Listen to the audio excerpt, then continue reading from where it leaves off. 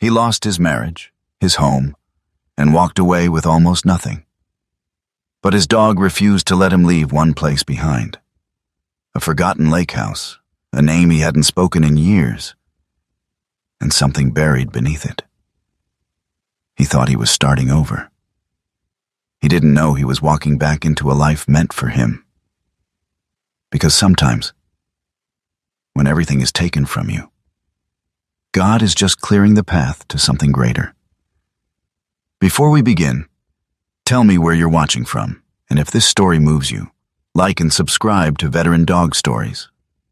The morning light came in clean and quiet, the way it always had. It slipped through the wide glass panels of the suburban kitchen, soft and golden, laying itself across the marble island where Rowan Hale stood with both hands braced against the edge. Outside, the neighborhood looked like a brochure. Trimmed lawns, silent driveways, a sky too blue to argue with. Inside, something older than anger had already ended. Rowan was 43 years old. He stood a little over 6 feet tall, shoulders broad from years of disciplined training. The kind of build that never quite left a man, even after the uniform was folded away. And his face was cut in hard lines. Strong jaw, faint scars that most people wouldn't notice unless they were looking for them. A short, dark military haircut framed eyes the color of storm-washed steel. Blue-gray, steady, and far away. Stubble shadowed his jaw, not careless, just unbothered. He wore the same thing he always wore now. An olive field jacket worn soft at the seams, a red and dark blue plaid shirt beneath it. Dark cargo pants, and boots that had seen more ground than most people ever would. On his left wrist, a scratched military watch ticked with quiet persistence. Across from him stood Claire Hale. Claire was the kind of woman who never looked unfinished. Early 40s, tall and composed, her posture effortless and deliberate. Her coat, a long tailored piece in a pale beige, fell perfectly along her frame, untouched by the morning chill.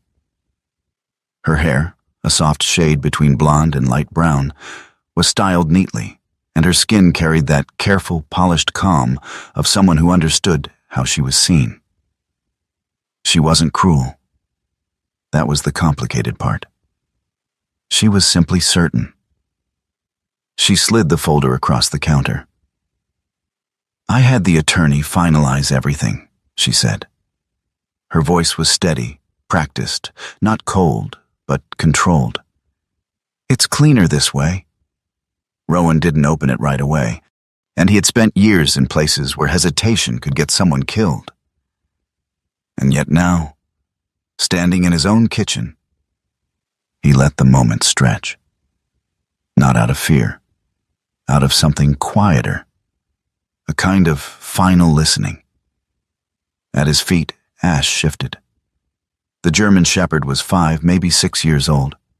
His body was all function, lean muscle beneath a thick black and tan coat, his stance balanced even at rest. His ears were upright, catching everything. His eyes, dark, intelligent, unsettlingly focused, moved not between objects, but between people. He wasn't looking at the room. He was reading it. Ash didn't lie down. He stayed on all fours, weight slightly forward, as if the air itself had changed density. Rowan noticed that. He always noticed that. Claire continued, filling the silence the way people do when they're uncomfortable with it. "The house stays with me. It always has been under my name, so that's straightforward. The accounts have been divided. You'll see the breakdown in Section 3. It's fair, Rowan."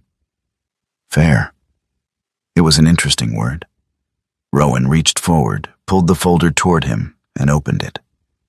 He didn't skim.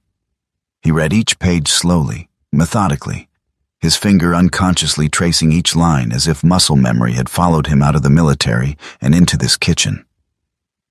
Dissolution of marriage. Asset allocation. Transitional support. The language was clean, efficient, almost polite, like closing a file. His hand didn't shake. He had expected it might. Some part of him had braced for it, the tremor, the surge, the wave breaking over him all at once. But nothing came. Just a quiet, steady presence inside his chest, like a voice that had been waiting years to speak. He closed the folder. "I won't contest it," he said. Claire blinked.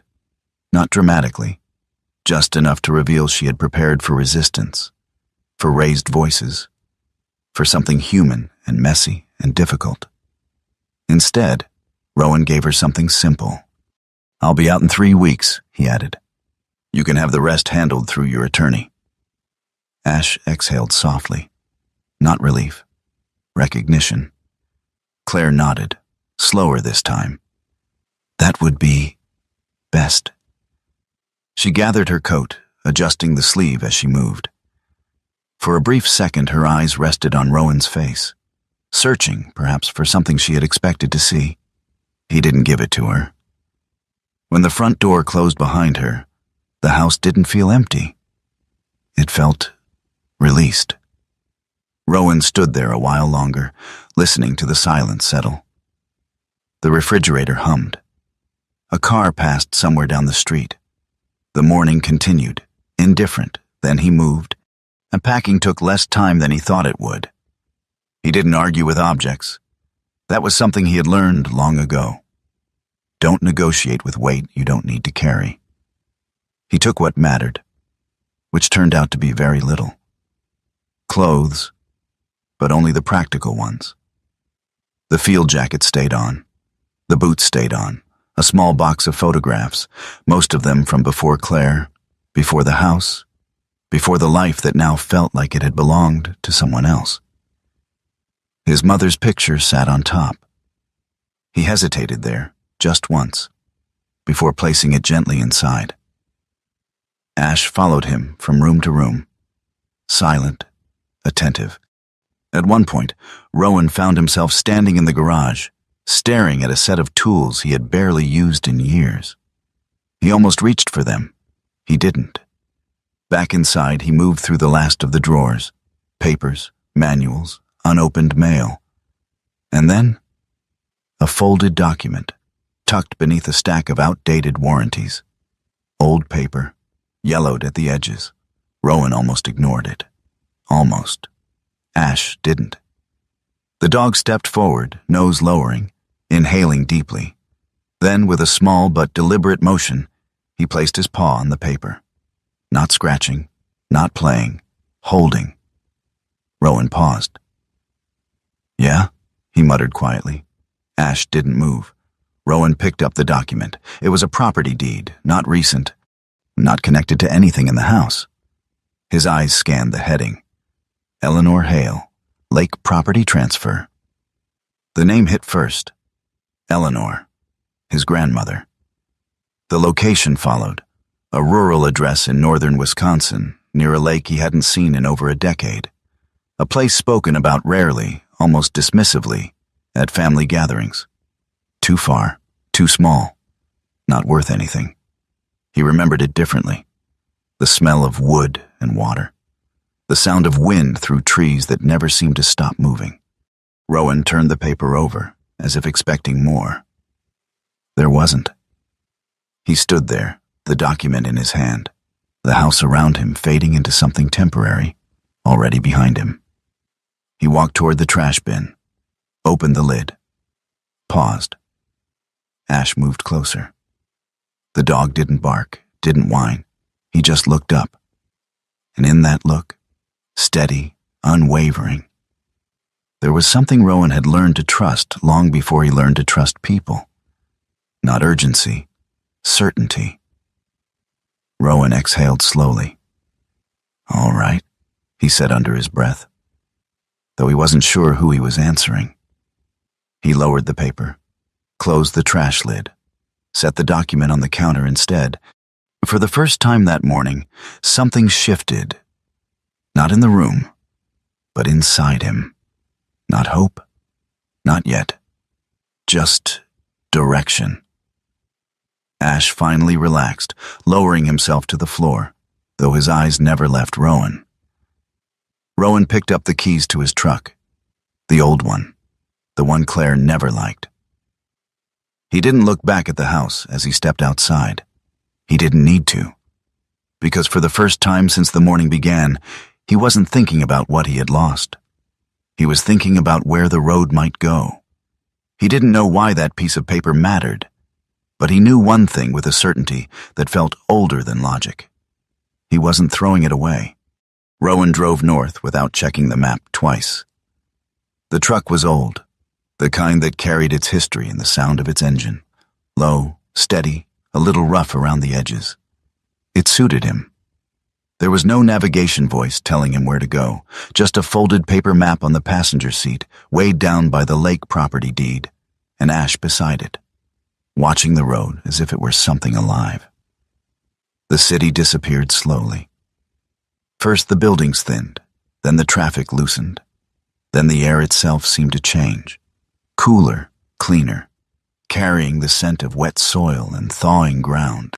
And by the time Rowan crossed into the northern stretch of Wisconsin, the world had opened into long stretches of forest and quiet roads that curved like they had been shaped by memory, not design.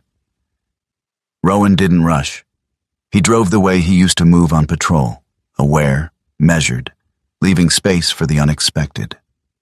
Ash shifted once, adjusting his weight, then settled again. His posture was different now. Not tense like before. Not relaxed either. Alert, but not anxious. As if he recognized this kind of place, Rowan noticed. "You've been here before?" he muttered, one hand on the wheel. Ash didn't react, but his ears tilted forward slightly. That was enough. They passed through small towns that barely registered as towns. One gas station, one diner, a row of houses that looked like they had been there longer than anyone currently living in them. Rowan stopped once, just long enough to fill the tank and buy coffee that tasted like it had been brewed since dawn. The woman behind the counter didn't ask questions. She was in her 60s, short and sturdy, with silver hair pulled into a tight bun and hands that moved with practiced efficiency. Her eyes flicked once to Rowan's jacket, then to Ash. "Dogs trained," she said, not as a question. "Yes, ma'am." She nodded, as if that explained everything. Maybe it did. Rowan took the coffee, paid in cash, and left without another word. Back on the road, the silence returned. It wasn't empty. It was the kind of silence that let things rise. Memories came, but not the ones he expected. Not Claire, not the house, not the argument that never happened. Instead, he remembered a lake. Not clearly, just fragments. A dock that creaked under his weight when he was a kid. A hand on his shoulder, large, steady, guiding him without forcing. The smell of wood smoke and something sweet he couldn't name back then. His grandmother's voice. Not what she said, just the sound of it. Rowan tightened his grip on the wheel slightly. He hadn't thought about her in years, not because he didn't care, because somewhere along the way, he had learned not to go back to places that couldn't follow him forward. The road curved again, deeper into the trees. Ash lifted his head. Not suddenly, not sharply, just enough to change the air in the truck. Rowan glanced at him. "What is it?" Ash's gaze had shifted, not to the road, but slightly off to the right, toward the tree line. His nose moved once, drawing in scent. His body leaned just a fraction, as if something beyond the visible had caught his attention. Rowan slowed the truck without thinking. There was nothing there. Just trees. Pine and cedar, thick and quiet, still. Ash didn't look away. And Rowan let the truck roll a little slower, then brought it back up to speed. "All right," he said quietly. "I see it." He didn't know what it was, but he trusted the signal. They drove for another hour before the road narrowed into something less maintained. Gravel replaced asphalt. The trees pressed closer, taller now, older. The sky filtered through in broken pieces.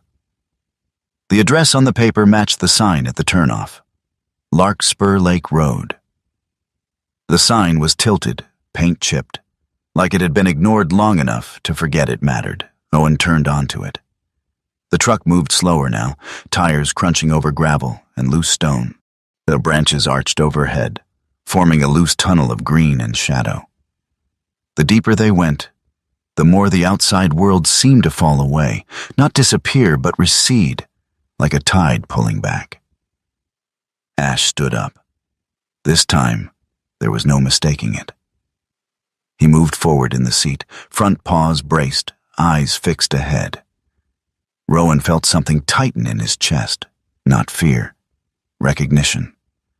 The road dipped, curved once more, and then the trees opened.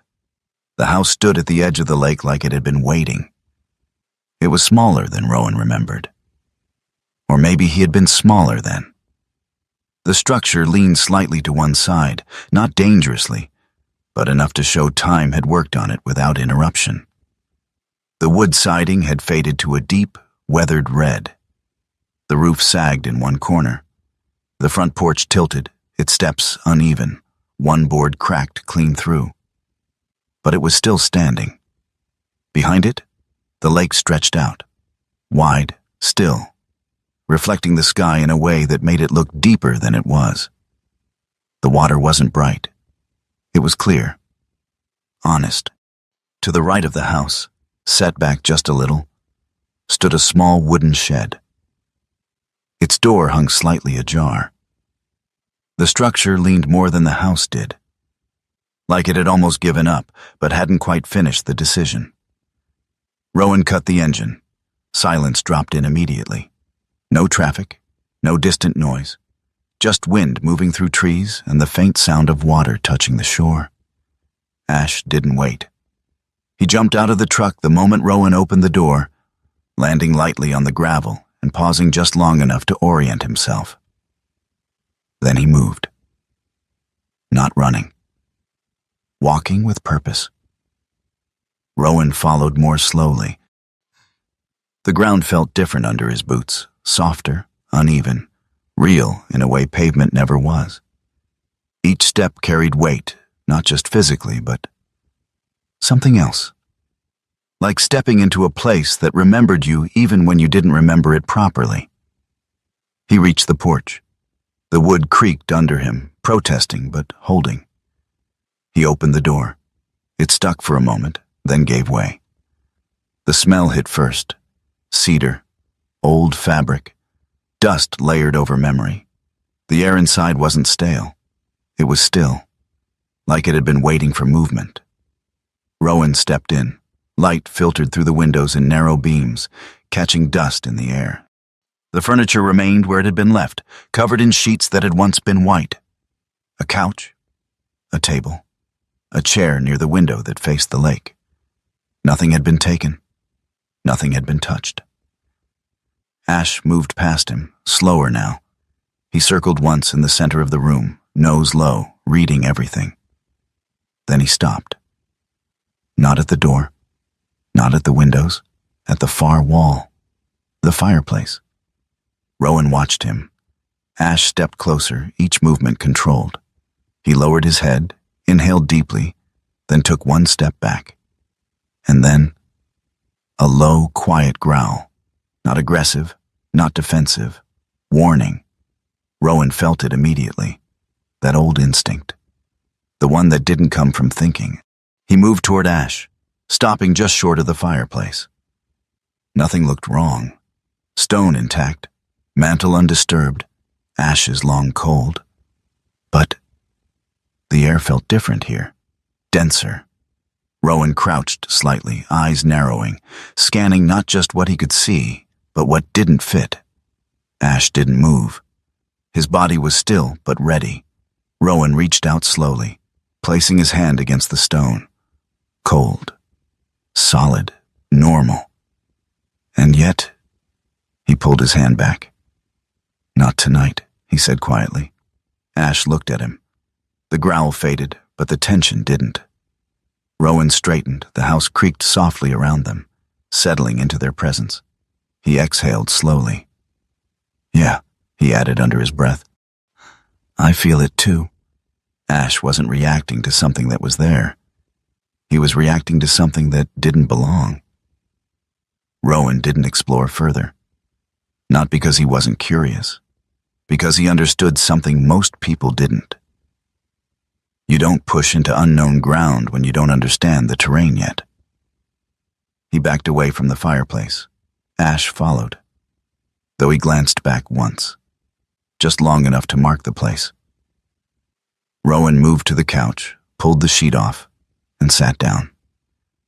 The fabric underneath was worn, but intact. The house wasn't ruined. It had just been paused. He leaned forward, elbows on his knees, staring at the floor. For a long moment, he didn't think about the past, and he didn't think about Claire. He didn't think about what came next. He just sat there. Ash lowered himself beside him, close enough that their shoulders almost touched. Outside, the light shifted toward evening. The lake reflected it without comment. Rowan let out a breath he hadn't realized he'd been holding since the morning. I don't know what I'm doing here, he said quietly. Ash didn't answer. He didn't need to, because for the first time in a long time, Rowan didn't feel like he was standing in the wrong place. Morning arrived quietly, as if it understood the house needed time. The light came through the tall windows in long, pale beams, settling across the wooden floorboards like it had done for decades before Rowan ever stepped back inside. Outside, the lake held its stillness, a sheet of glass broken only by the occasional ripple of wind. Rowan was already awake. He hadn't slept deeply, but he hadn't fought the night either. That was something. He sat at the edge of the couch, boots on, elbows resting on his knees, staring at nothing in particular. The house felt different in daylight, less like a place frozen in time, and more like something waiting to be understood. Ash moved first. The German Shepherd rose from where he had been lying near the door, stretching his front legs forward, muscles shifting beneath his coat. His ears were up again, scanning, listening, not tense, but alert in a way that suggested he was adjusting, recalibrating. Rowan watched him. You're still thinking about it, he said quietly. Ash didn't respond, but his gaze drifted briefly toward the deeper part of the house before returning to Rowan. Not forgotten, just filed away. Rowan stood. The air was cold enough to bite lightly at his skin, and when he stepped outside, the scent hit him again. Wet wood, thawing soil, something faintly metallic beneath it. The kind of smell that didn't belong to cities. He stepped off the porch carefully, testing each board without looking down. Old habit. Trust the structure, but verify. The yard stretched out in front of him, uneven and overgrown. Grass had pushed through gravel. A rusted wheelbarrow leaned against a tree like it had been set down and never picked up again. And then, a sound. An engine. Rowan turned. A truck rolled slowly into view from the road, older than his but better maintained, the kind that had been repaired more times than replaced. It came to a stop a few yards away, dust settling behind it. The door opened. A woman stepped out. Mara Bellamy hadn't changed as much as time should have allowed. She stood around 5'8", lean and built for movement rather than display. Her moss-green Ranger parka hung naturally on her frame, worn but cared for, and beneath it a gray sweater peeked out at the collar. Her dark outdoor pants were tucked into waterproof boots that had seen real terrain, not decoration. Her hair, chestnut brown, was pulled back low, practical, with loose strands catching the light. Her face carried sharp lines, softened by something quieter. Experience, maybe. Or restraint. Her eyes found Rowan immediately. "Rowan Hale," she said. Not a question. Rowan gave a small nod. "Mara." She walked closer, hands tucked into her jacket pockets, her steps steady, deliberate. Up close, Her gaze lingered on his face for a moment, taking in the weight he carried without asking for an explanation. "You got thinner," she said. It wasn't an insult. It was an observation. Rowan let out a faint breath that might have been the beginning of a smile. "Yeah." Mara glanced past him toward the house, then toward the lake.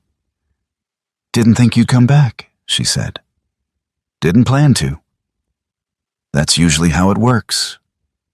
Ash stepped forward then, placing himself slightly between Rowan and Mara. Not aggressively, but with awareness. Mara noticed immediately. Her eyes dropped to the dog. "German Shepherd," she said. "Working line." Rowan nodded. "K9. Mara crouched slightly, not reaching, not invading space, just lowering herself enough to meet Ash at eye level without challenging him. "Hey," she said softly. Ash didn't approach. But he didn't pull back either. After a moment, he blinked once, slow. That was permission enough. Mara stood again. "He's good," she said. "Not just trained, thinking." Rowan didn't answer. He didn't need to. A second engine cut through the air before silence could settle again. This one louder, rougher. Rowan turned just as another vehicle came up the road, a faded brown pickup that looked like it had been held together by habit more than maintenance. It stopped harder than Mara's had. The door opened with a creak. Otis Wren stepped out like he had all the time in the world. He was in his early 70s, though age sat on him unevenly. His back was slightly curved, but his movements were deliberate, never rushed. His face was a map of years. Deep lines, weathered skin, eyes the pale blue of cold mornings. His gray hair was thin but stubborn, combed back without much concern for precision. He wore the same thing he probably wore most days: a brown canvas jacket faded at the elbows, a flannel shirt underneath, dark work pants, and boots that had outlived several owners. In one hand he carried a small metal toolbox. In the other, a tin wrapped in cloth. He looked at Rowan for a long moment before speaking. "Eleanor's boy," he said. Rowan straightened slightly. "Grandson," he corrected. Otis nodded once. "Close enough." He walked past them without waiting for an invitation, stepping onto the porch and testing the boards with the toe of his boot. "This'll give in another winter," he said casually. Then he turned back, holding up the tin slightly. "Apple bread," he added. "My sister used to make it. Figured someone should keep the tradition honest." Rowan stepped forward, taking the tin. "Thank you." Otis waved it off. "Don't thank me yet," he muttered. "You'll need help before you need food." Mara leaned lightly against the truck beside her, watching the exchange with a faint, knowing look. Otis turned his attention fully to Rowan now. "She didn't leave this place to just anyone," he said. Rowan met his gaze. "I didn't even know she left it." Otis studied him for a moment longer. "Yeah," he said quietly. "That tracks." He glanced toward the lake. "Your grandmother wasn't poor," he added. "She just didn't measure wealth the way most people do." Rowan said nothing, because something in that sentence felt like it belonged somewhere deeper than conversation. They got to work without making a plan. Otis handed Rowan a hammer like he expected him to know what to do with it. Mara pulled on gloves and started clearing debris from the porch without asking. Ash moved between them, observing. At first it was simple. Loose boards, rusted nails, dust and rot. Rowan worked with steady hands, but not perfect ones. He drove a nail too hard once, splitting the wood slightly. He paused, adjusted, learned the pressure. Otis noticed. Didn't comment. Just nodded once. Ash, meanwhile, proved himself less flawless than memory might have suggested. At one point, he suddenly darted toward a corner of the yard, barking sharply and pawing at the ground. Rowan moved quickly, instincts snapping into place. only to find a nest of mice scattering in panic. Ash froze, then stepped back, ears flicking once as if recalibrating. Mara laughed under her breath. "Even the best miss sometimes," she said. Later, Ash growled low at the base of a tree. Rowan approached again. A raccoon scrambled up the trunk and disappeared into the branches above. Rowan exhaled. "Yeah," he muttered. "We're all a little off today." Ash looked at him, not defensive, just present. Hours passed without being counted. The porch began to look less like it would collapse under a strong opinion. The front windows cleared, letting more light into the house. And the place didn't transform, but it shifted. From abandoned to occupied. Then, Ash stopped moving. It happened so quietly Rowan didn't notice at first, but Mara did. "Rowan," she said softly. He turned. Ash stood at the edge of the yard, facing the shed, not barking, not moving, just there, still. Rowan walked toward him slowly. "Hey," he said. Ash didn't react. Otis came up behind them, hands in his pockets. He hummed. Rowan glanced back. "What?" Otis nodded toward the shed.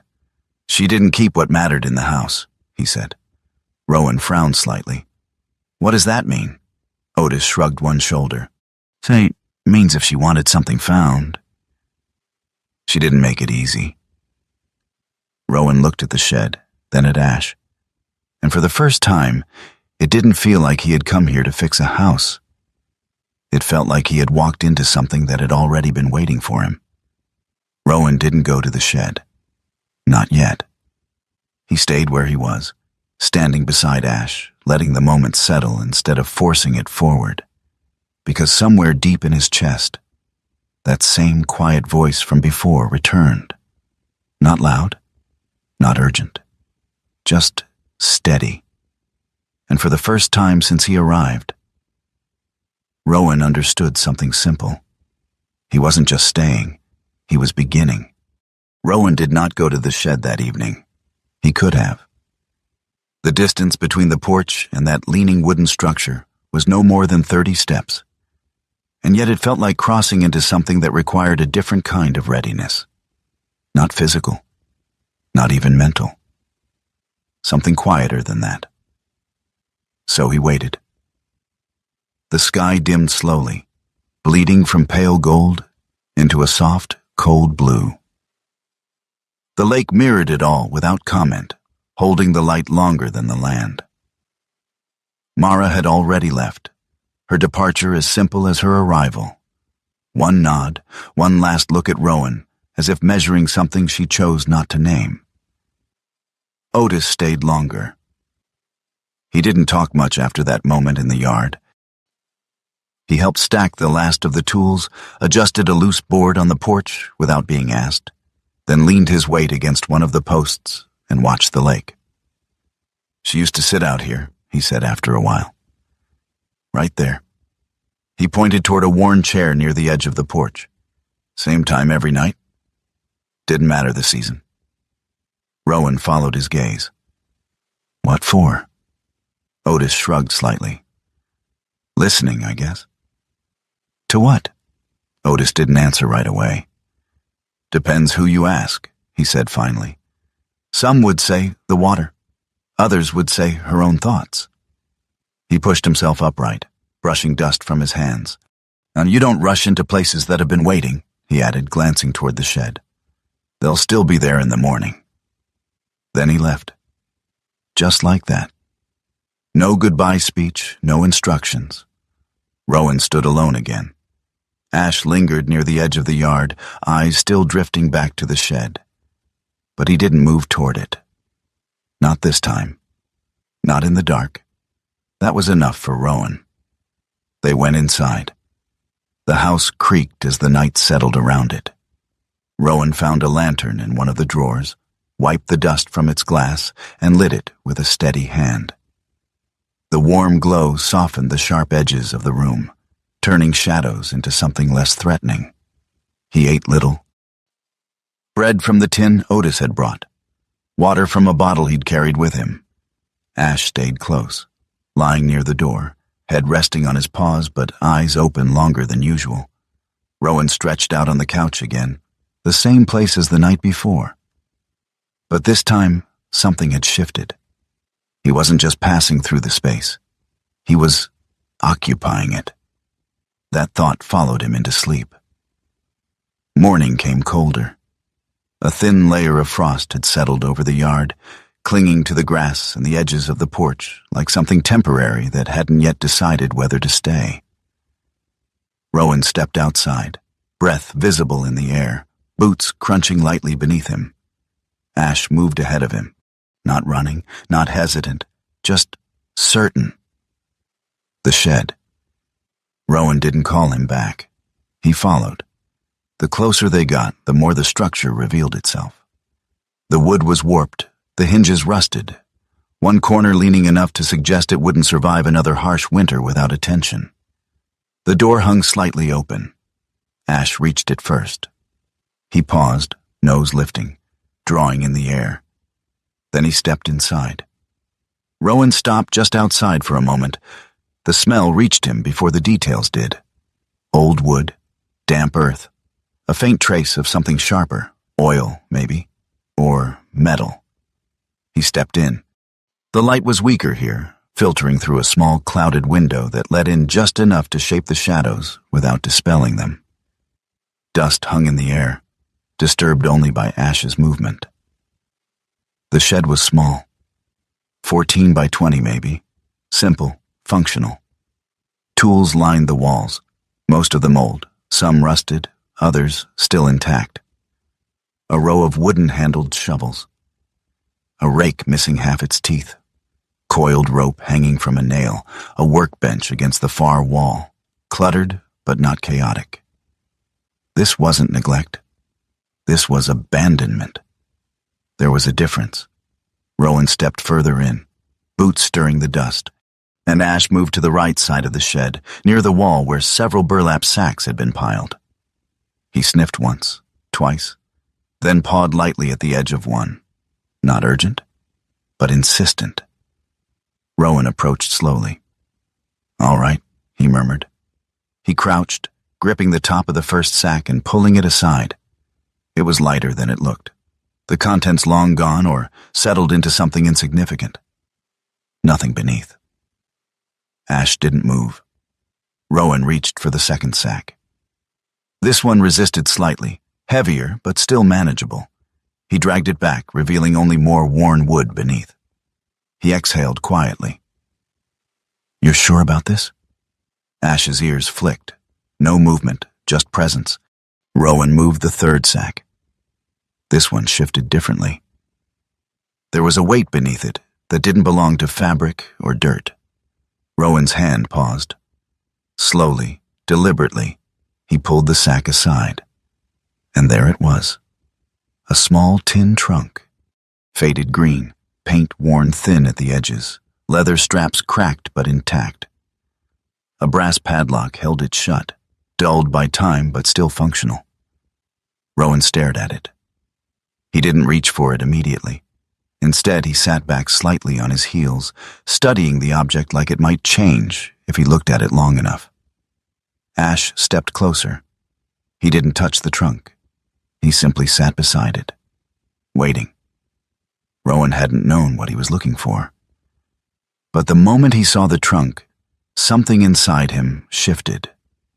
Not like finding something lost, but like being found. Rowan stood, lifting the trunk carefully. It was heavier than it should have been for its size, and he carried it out of the shed and back toward the house, each step measured, as if the ground itself required acknowledgement. Inside, he set it on the kitchen table. The light was better here, clearer, more honest. Ash remained at his side, watching. Rowan ran a hand over the surface of the trunk, feeling the grooves, the imperfections, the quiet history pressed into metal and leather. "All right," he said softly. "Let's see what you left behind." He tried the latch. Locked, of course.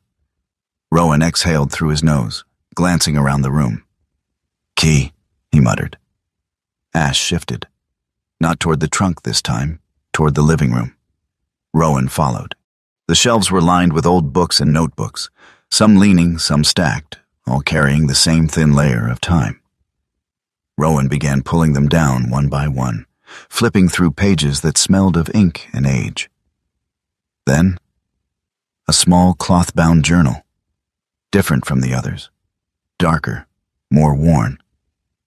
He opened it. The handwriting was unmistakable. Eleanor's. Neat, precise, consistent. He flipped through pages filled with notes, dates, observations, small sketches of plants, water levels, weather patterns. A life recorded not in events but in attention. Rowan slowed. Something tugged at his memory. The back cover. He turned to it. And there, taped carefully inside, a small brass key, attached with a strip of faded ribbon. Under it, in Eleanor's hand, a single line. For Rowan. When the time is right. Rowan didn't breathe for a second. Then he did. Slowly. Ash stood beside him, closer now. Rowan took the key. His fingers felt different holding it, not heavier, but anchored. He walked back to the kitchen. The trunk waited exactly where he had left it. Unchanged. Patient. Rowan inserted the key into the lock. It fit perfectly. Of course it did.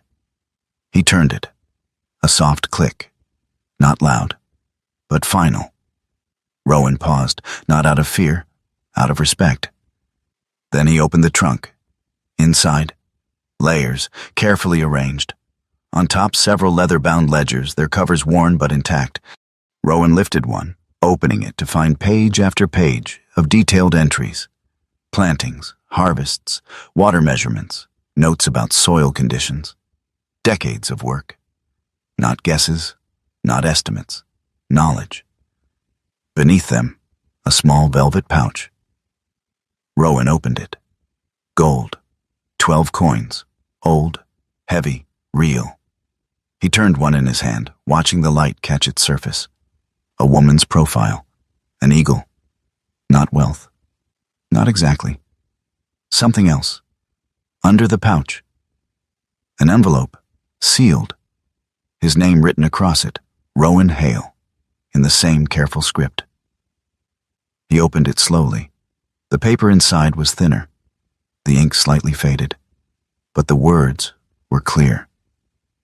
Rowan, I do not know when you will read this, but I know that one day you will need a place that does not ask you to be anything other than what you are. Rowan swallowed. His eyes moved across the page. This house is not for hiding. It is for beginning again. He stopped reading for a moment. His hand tightened slightly on the paper. Ash moved closer, not pressing, just there. Rowan lowered himself into the chair beside the table. He read the letter once, then again, and somewhere between the second and third time, the weight he had been carrying shifted, not gone, but no longer crushing. He placed the letter down carefully, his head lowered, resting against his hand, and for the first time in years, he didn't feel like something had been taken from him. He felt like something had been left. Ash lay down beside him, close enough that Rowan could feel the warmth through his sleeve. No movement, no noise, just presence. And in that quiet, Rowan understood something simple. He hadn't come here to disappear. He had come here to start. The first thing Rowan learned was that starting over had a price. Not the kind measured in coins alone, but in choices. He stood in the small office of a coin dealer 2 towns over, the kind of place that looked like it had existed quietly for decades without ever needing to announce itself.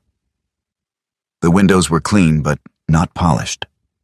The shelves held trays of old currency, watches, and small objects that had outlived the people who once valued them. Behind the counter stood a man named Harold Finch. Harold was in his late 50s, with a narrow face and sharp features that gave him a permanently calculating look, and his hair, once dark, had gone thin and gray at the temples, combed carefully as if precision could compensate for time. He wore a vest over a pale shirt, sleeves rolled just enough to suggest work without ever appearing messy. His eyes were quick, too quick to be careless. He turned one of the gold coins under a small lamp, examining it with a jeweler's loupe. "Liberty Head," he said, voice neutral. "Late 1800s. Good condition." Rowan stood across from him, arms relaxed at his sides, saying nothing. Harold glanced up briefly. "You've got a few of these?" "Enough." Harold gave a small, knowing nod. If most people who walk in with a few don't understand what they're holding. Rowan met his gaze. "I'm not most people." That hung there for a moment. Harold set the coin down gently. "I can offer you 11,000 for 3, he said. Rowan didn't respond immediately. He had expected more. Not by much, but enough to feel the difference. "Market's been unstable," Harold added, already anticipating resistance. "Condition isn't perfect. I'm taking a risk." Rowan knew that tone. He'd heard it before in different forms, in different places. Men explaining why something was worth less than it was.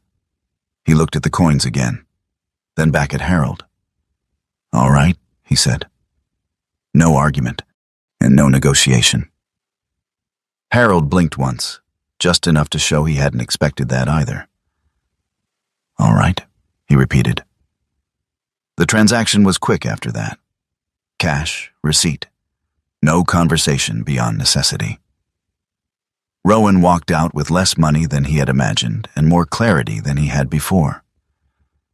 Back at the lake house, the numbers didn't stretch as far as they needed to. The roof needed work. Not immediately catastrophic, but close enough. The beams had softened in one corner, and the shingles were loose enough that another winter would push them past recovery. The garden, or what used to be one, was another problem entirely. Overgrown, choked, the soil uneven, patches of rot mixed with places that still held life under the surface. Rowan stood between the two. Roof or ground, shelter or growth. Ash stood beside him, watching. "You don't get both," Rowan muttered. Ash's ears flicked once. Not an answer, just acknowledgement. Rowan exhaled slowly. "All right," he said. "We start with what keeps us alive." The roof. The work was slower than he expected. Not because he couldn't do it, but because he wasn't used to doing it alone. He measured twice, cut once, climbed carefully, adjusted weight without thinking. His body remembered how to move under pressure. But this wasn't pressure. This was patience. And Ash stayed below most of the time, circling the yard, occasionally stopping to watch Rowan on the roof as if calculating angles and outcomes in a way only he understood. By the third day, Rowan's hands were raw. By the fifth, the roof held. Not perfect, but solid. Enough. He climbed down at dusk, boots hitting the ground with a dull, final thud.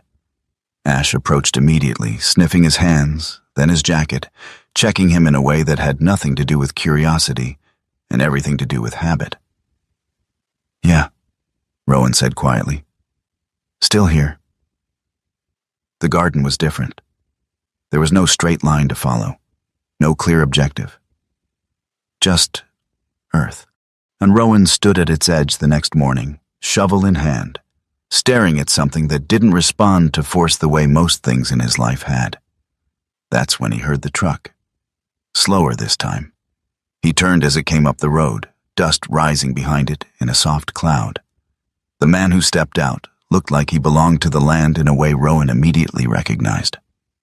Caleb Dunn was in his late 40s, broad-shouldered but not heavy, the kind of strength built over years of physical work rather than training.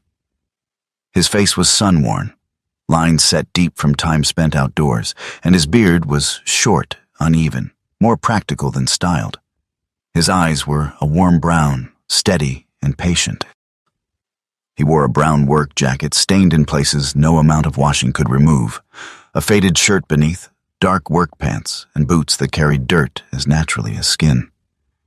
He took in the yard with a single glance. Then Rowan. "You're doing it wrong," Caleb said. Not harsh, not mocking. Just stating a fact.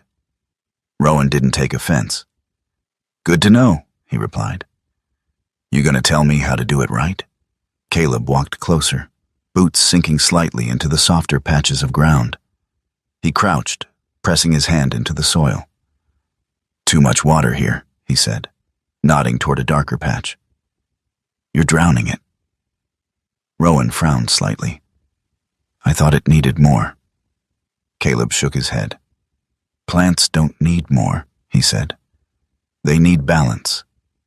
He stood, brushing dirt from his hands. "Your grandmother understood that." Rowan looked at him. "You knew her?" Caleb gave a small nod. "She helped my mother once, long time ago. Didn't charge a thing. I just told her to bring something back when she could." He glanced around the garden again.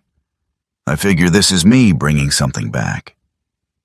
Ash suddenly moved, fast, sharp, crossing the yard and stopping at a patch of ground Rowan had just watered. He didn't bark. He didn't dig. He just stood there, staring down at the soil like it had said something.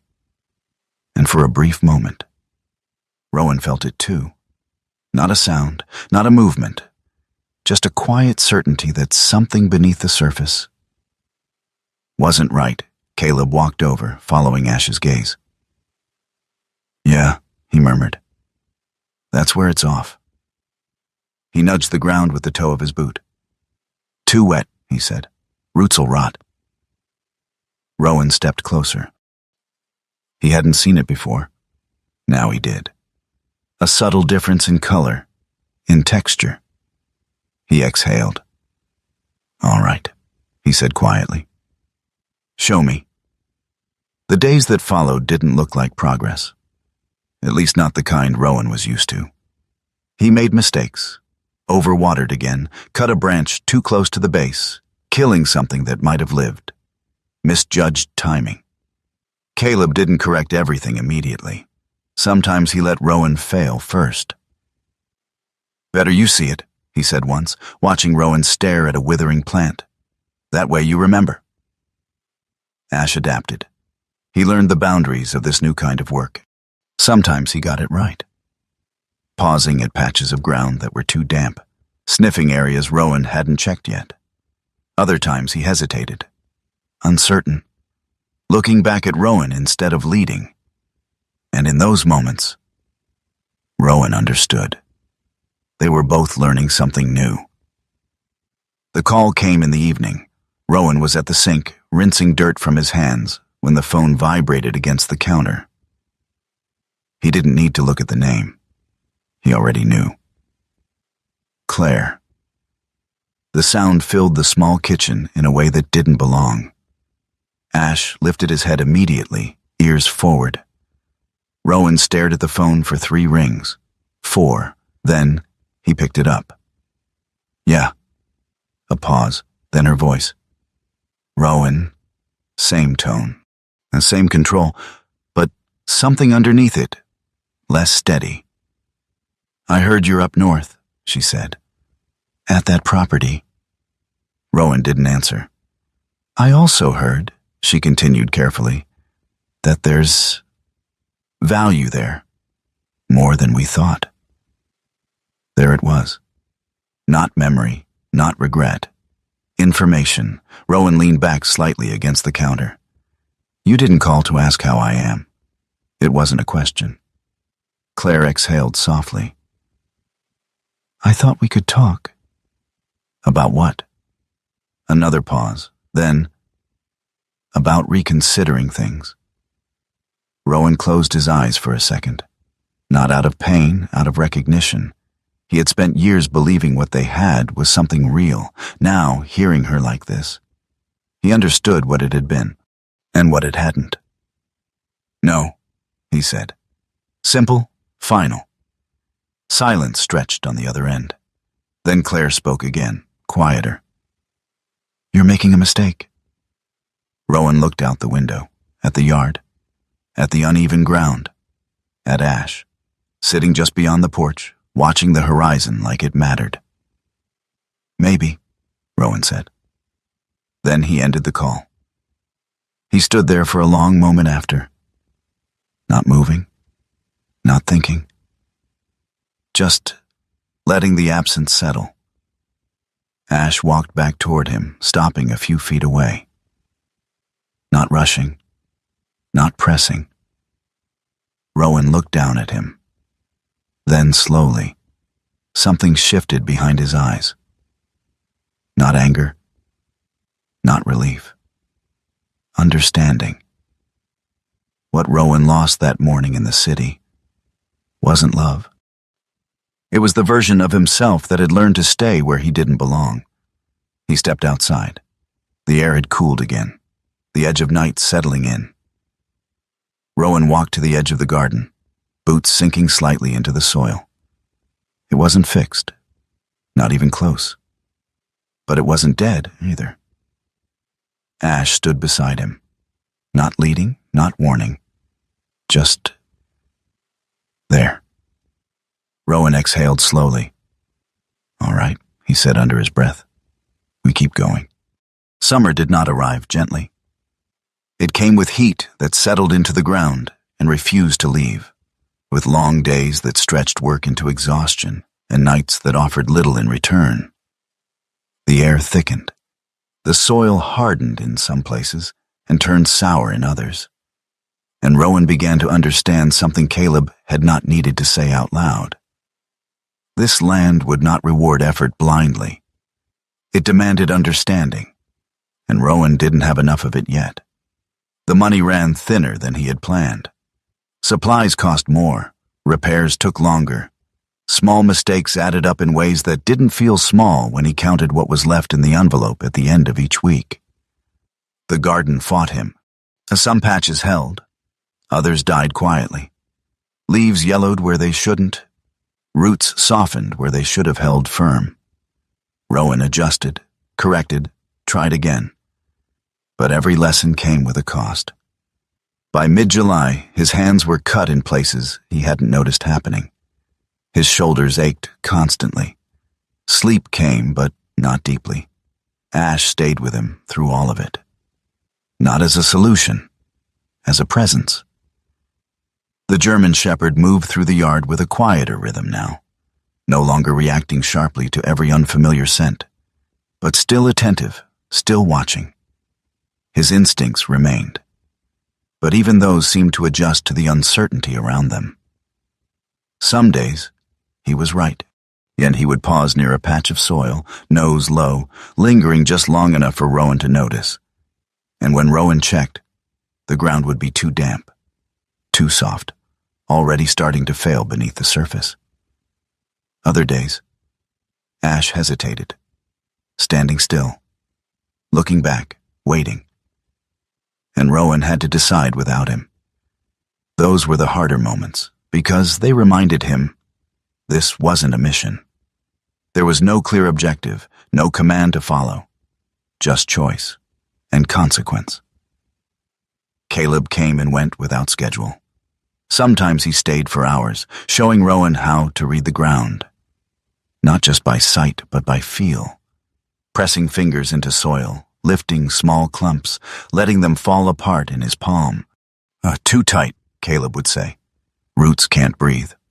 Or, too loose, nothing holds. He didn't lecture, he corrected. And sometimes, he said nothing at all, which, Rowan learned, meant he was supposed to figure it out himself. One afternoon, after Rowan had overwatered a section again, Caleb stood beside him, arms crossed loosely. You're trying to force it, he said. Rowan wiped sweat from his brow, jaw tightening slightly. I'm trying to keep it alive. Caleb nodded. Yeah, he said, and that's the problem. Rowan looked at him. Caleb crouched, pressing his hand into the damp soil. "You don't keep it alive," he said quietly. "You give it a chance to live." He stood again, brushing dirt from his palms. Big difference. Then he walked back toward his truck, leaving Rowan alone with something that felt less like instruction and more like a question. By late July, the weight began to settle in deeper. Not physical. Something heavier. Rowan stood in the yard one evening, looking over what he had managed to restore and what he hadn't. The patches of green were there, but so were the empty spaces, the dead sections, the uneven ground that refused to cooperate no matter how carefully he worked it. The house stood behind him, stronger than before, but still incomplete. The money was nearly gone, and the land was only half awake. And Rowan was tired in a way that had nothing to do with sleep. That night, he packed. Not quickly, not in panic. The same way he had packed before. Deliberate, minimal. He folded his clothes, placed them into the worn duffel he had carried through deployments, and back again. He checked the envelope of money, counted it once. Then again.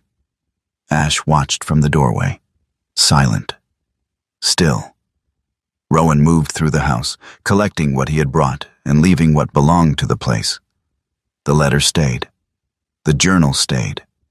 The trunk remained where it was.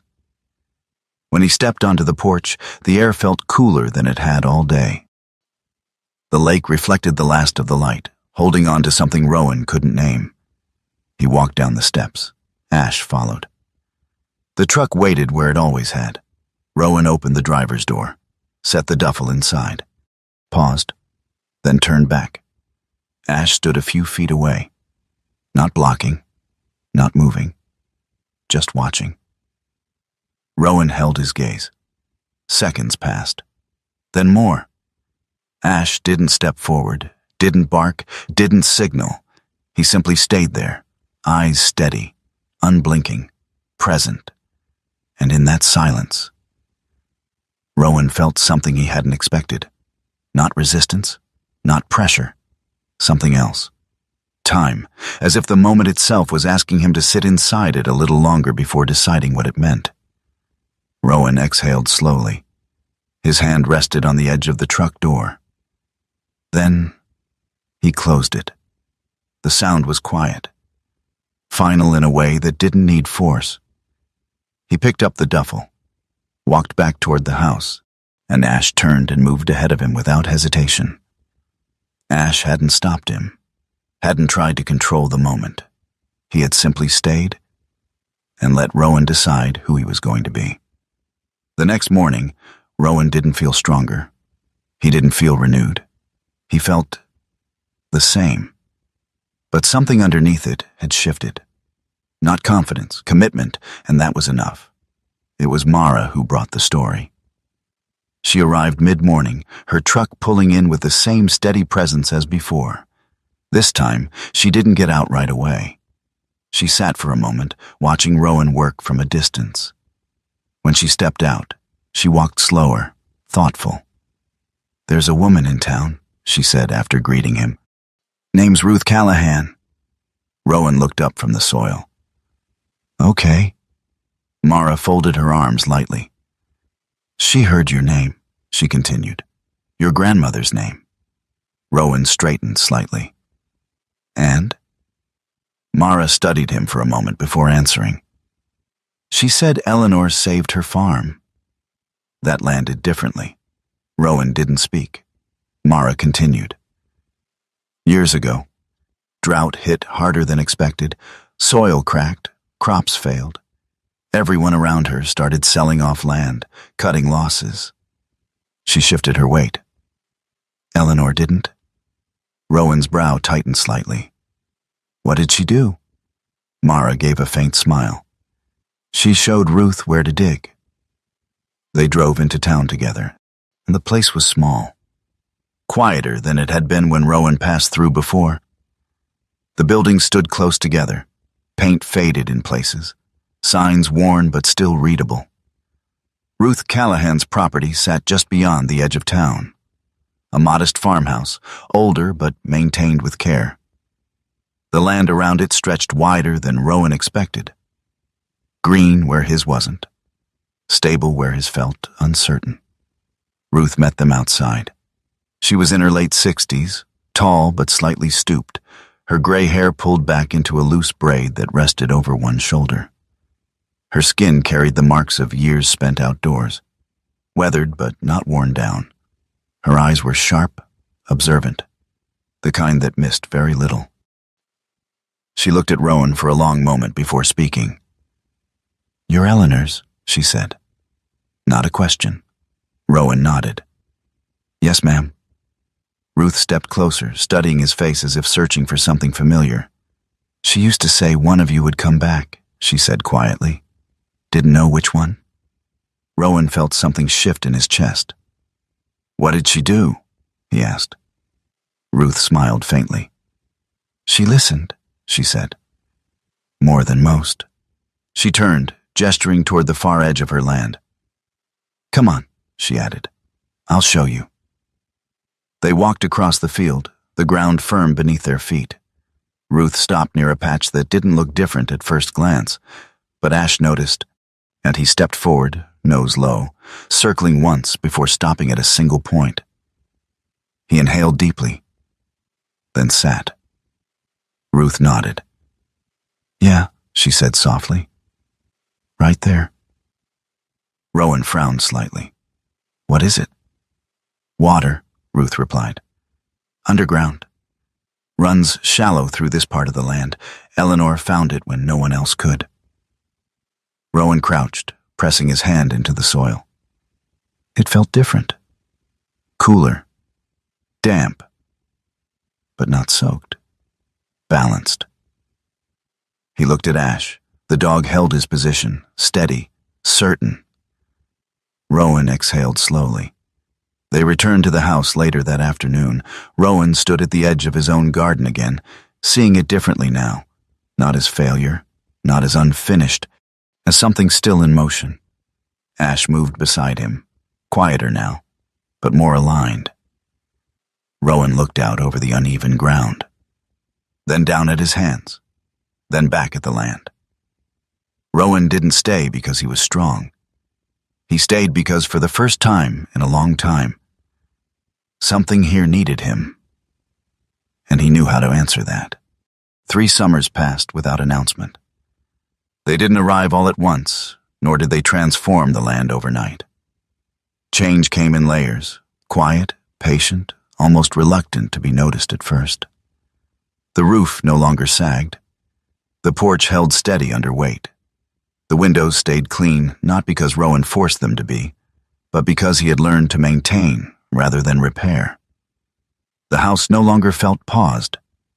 It felt lived in.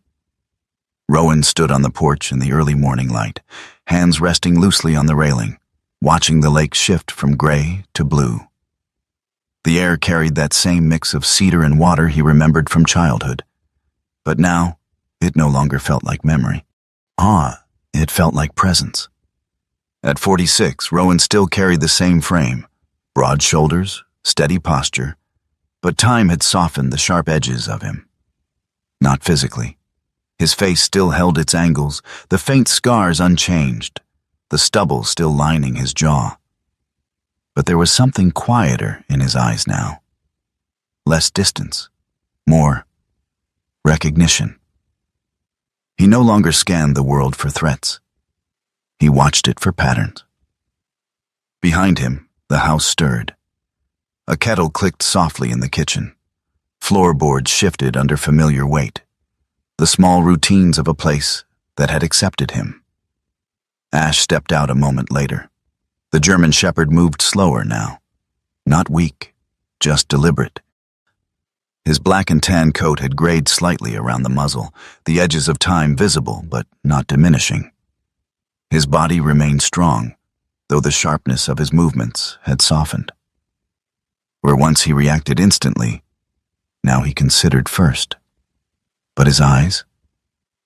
His eyes hadn't changed. Still deep, still focused, still aware in a way that didn't rely on speed. He walked to Rowan's side and lowered himself carefully to the porch floor, positioning himself exactly where he always had. Close enough to feel Rowan's presence, far enough not to crowd it. Rowan glanced down.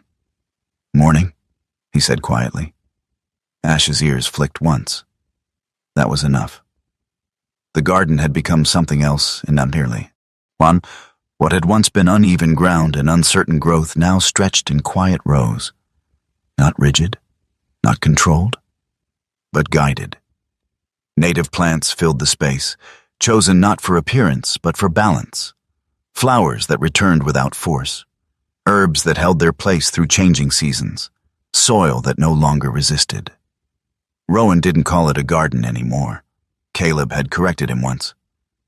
"This isn't a garden," he'd said, leaning against the fence one afternoon. "Gardens are for people. This," he gestured to the land, "this is something that knows how to live without you. You're just helping it remember." Caleb Dunn still came by. Not as often. And not because he wasn't needed, but because he wasn't required anymore. He arrived one afternoon in early fall, his truck pulling in slower than before, dust rising gently behind him. He stepped out the same way he always had, boots hitting the ground with quiet certainty, his brown work jacket worn thinner now at the elbows, his beard carrying more gray than Rowan remembered from the first time they met. He walked the land without speaking. That was his way.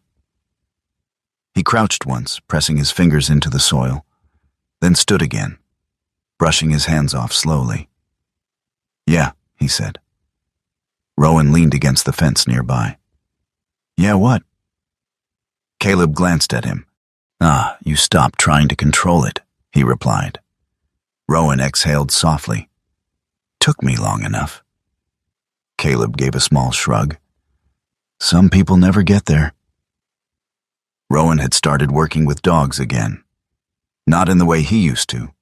No deployments, no structured commands shouted across open terrain.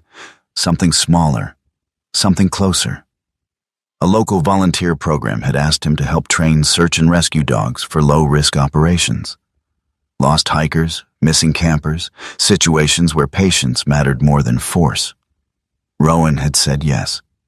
Not because he missed it, because he understood it differently now. The training field sat just beyond the edge of town, a wide stretch of land marked by uneven terrain and scattered tree lines. That's where he met Daniel Pike. Daniel was in his early 30s, tall but slightly hunched in posture, as if he had grown faster than his confidence could keep up.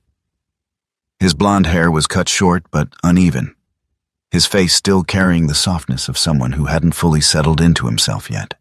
His hands moved quickly when he spoke, as if trying to keep pace with thoughts that arrived faster than he could organize them. He handled a young shepherd mix named Lila. The dog was barely 2, lean, energetic, her movements sharp but inconsistent. Her coat was a mix of tan and black, not as refined as Ash's, but her eyes held the same intensity. Curious, searching, sometimes unsure. Daniel struggled. Not with effort, with patience. "She's not listening," he said one afternoon, frustration tightening his voice. Rowan stood beside him, arms folded loosely. "She is," Rowan replied. Daniel frowned. "Then why isn't she doing what I'm telling her?" Rowan nodded toward Lila. "Because you're telling her what you want," he said. "Not what she understands." Daniel blinked. Rowan stepped forward, crouching slightly, lowering himself to Lila's level without reaching for her. He waited. The dog shifted, watched him, then moved closer on her own. Rowan glanced back at Daniel. "Don't lead," he said quietly. "Be where they need to come to." Daniel didn't answer, but he listened. Ash stood at the edge of the training field that day, watching, not stepping in, not correcting. And Rowan realized something he hadn't seen before. Ash wasn't guiding anymore. He was choosing to stay. The shift was subtle, But once Rowan saw it, he couldn't unsee it. Ash no longer moved first. He no longer anticipated every decision, and instead he positioned himself where Rowan needed him to be. Quiet, steady, present. Not leading, not correcting, just there. And somehow, that mattered more. The town had accepted Rowan in the way small places do. Without ceremony, without announcement. People stopped asking where he came from. They started asking how things were going. Ruth still sent produce when her harvest ran strong. Mara stopped by less often, but when she did, she stayed longer, sitting on the porch with Rowan in the evenings, watching the lake the same way Eleanor once had. Otis had grown quieter. Age had settled deeper into his bones, his movements slower, his visits less frequent, but more deliberate. He came one evening just before sunset, carrying nothing this time. No tools, no food, just himself. He sat on the porch beside Rowan, both of them facing the water. "You did all right," Otis said after a long silence. Rowan shook his head slightly. "Still working on it." Otis let out a soft breath. "That's the point," he replied. The sun lowered slowly. The lake caught the light, turning it into something warmer, deeper. Ash lay at Rowan's feet, his body relaxed but aligned, as if even in rest, he understood where he belonged. Rowan rested his hands on his knees, gaze fixed on the horizon. For a moment, he allowed himself to look back, not in regret, in recognition. The morning in the kitchen, the folder, the silence that followed, the road that led him here. He had thought that was the end, that something had been taken from him, stripped away, left behind. But sitting here now, with the house behind him, the land before him, the quiet weight of presence at his side, Rowan understood. Nothing had been taken. What had been removed was something that no longer belonged to him. He hadn't lost his life that morning. He had been given back the part of it that had been waiting all along. The light faded. The air cooled. The lake settled into darkness without resistance. Rowan leaned back slightly in his chair, eyes still on the horizon. The ash shifted closer, resting fully against his leg now, not out of need, but out of choice. Rowan reached down, resting his hand lightly on the dog's neck. No command, no expectation, just contact. And in that quiet moment, there was no question left about where he belonged. Sometimes the miracle isn't loud. It doesn't arrive like a storm or a sudden answer. It comes quietly, like a road you didn't plan to take, a place you almost walked away from, or a moment when everything seems broken. But something in you decides to stay. Maybe that's how God works. Not by giving us everything we asked for, but by guiding us back to what we were meant to find.